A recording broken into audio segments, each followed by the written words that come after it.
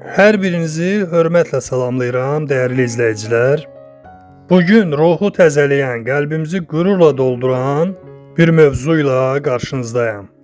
Aradan illər keçsə də hər saniyəsini ilk gün kimi yaşadığımız o möhtəşəm Qarabağımızın azad nəfəsindən danışacağıq.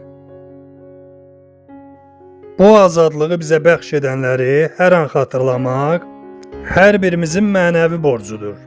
Bugün Qarabağda dalğalanan üç rəngli bayrağımızın hər rəngində şəhidlərimizin imzası var. Adınız tariximizə əbədi həkk olunub. Sağlamlığını və gəncliyini bu torpaqlar üçün fəda edən qazilərimiz, xalqımız sizinlə hər zaman qürur duyur. Veteranlarımızın polad iradəsi, döyüş meydanındakı rəşadəti gələcək nəsillər üçün örnəkdir.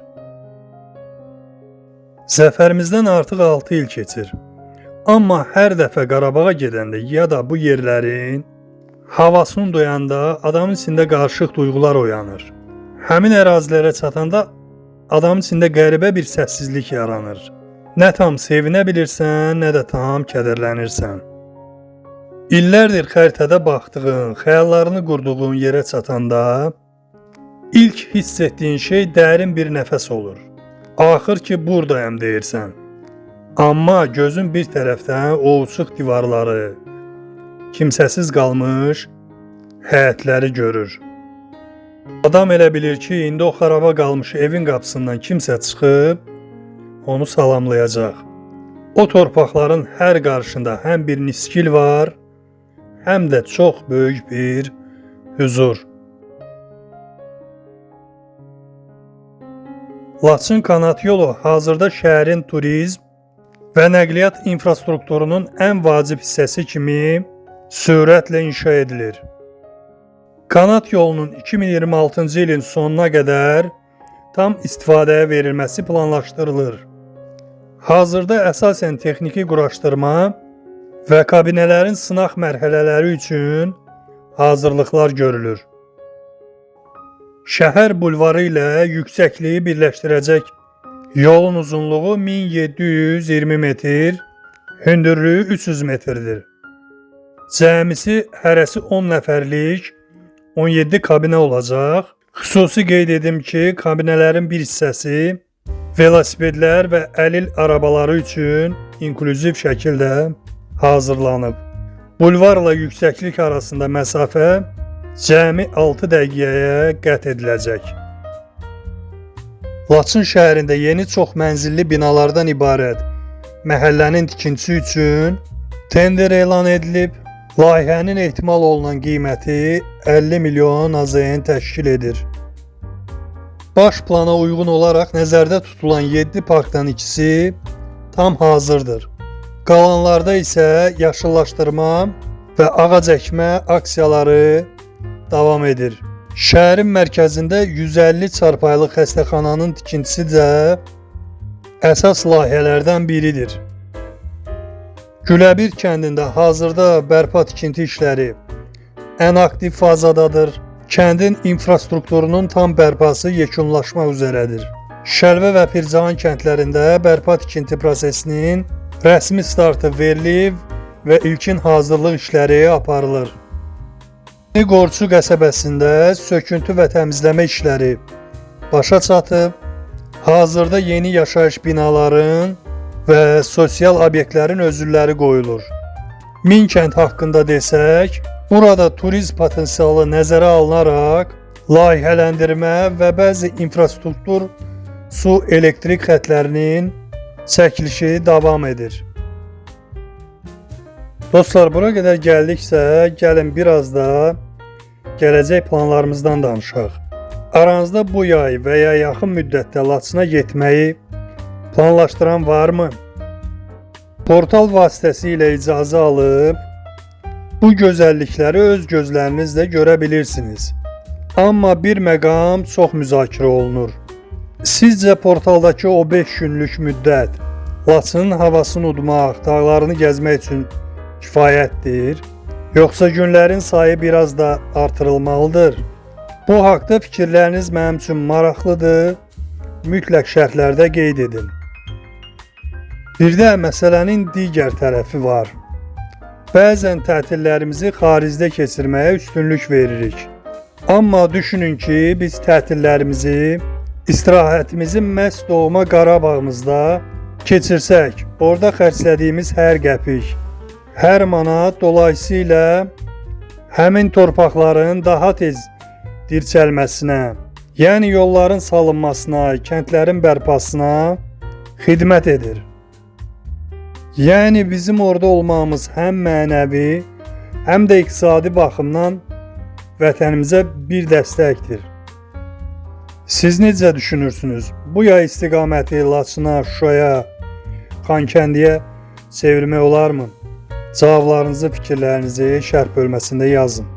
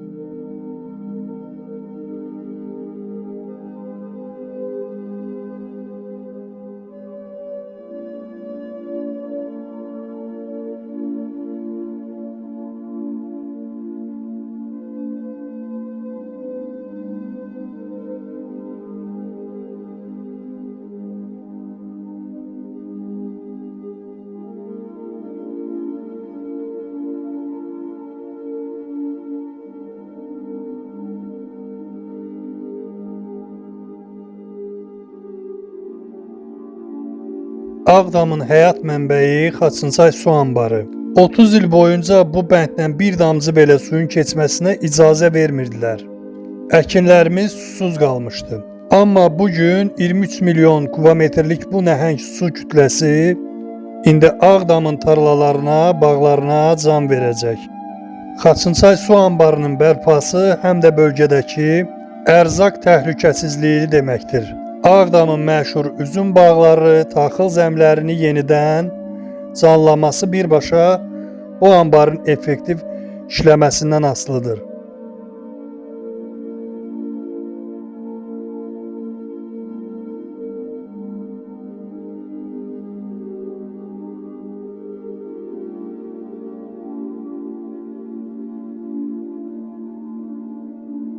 Bura isə Qubadlının Mirilər kəndidir. Gördüyünüz kimi bu uçuq divarlar isə vaxtilə kəndin mənəvi mərkəzi olan məscidimizdir. İşğal dövründə məscid tamamilə vandallığa məruz qalıb. Dam örtüyü sökülüb, daxili divarları və tağları ciddi zərər görüb.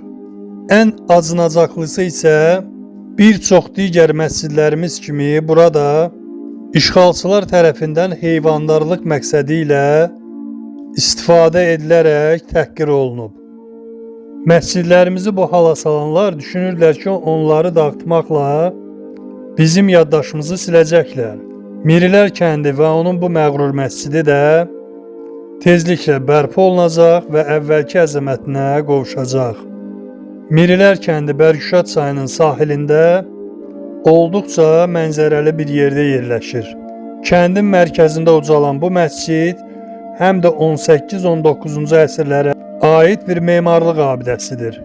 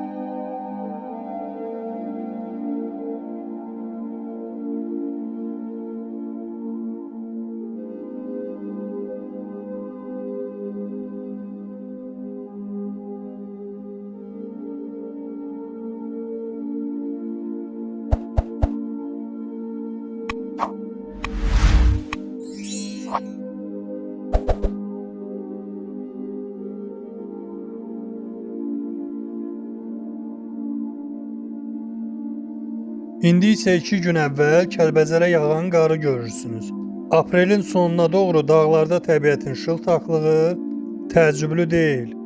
İyul-avqust aylarında isə arada dolu da yağır dağlara.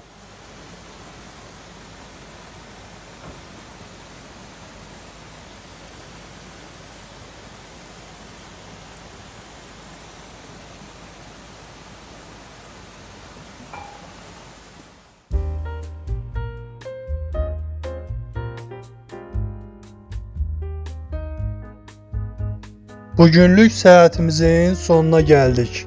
Əgər bu görüntülər, bu duyğular sizə də toxuna bildisə, videonu bəyənərək daha çox insanın bu həqiqətləri görməsinə vəsilə ola bilərsiniz. Kanalımıza abunə olun ki, bu yollarda, bu bərpa olunan kəndlərdə çiyin-çiyinə addımlamağa davam edək. Sizin hər birinizin rəyi, hər bir dəstəyiniz eyni hissləri paylaşdığımızın sübutudur. Növbəti videolarda bəlkə də elə Laçının, Qubadlının və ya Ağdamın hansısa bir kənd yolunda görüşmək ümidi ilə. Özünüzə yaxşı baxın, vətəni sevin və unutmayın ki, biz qayıtmışıq.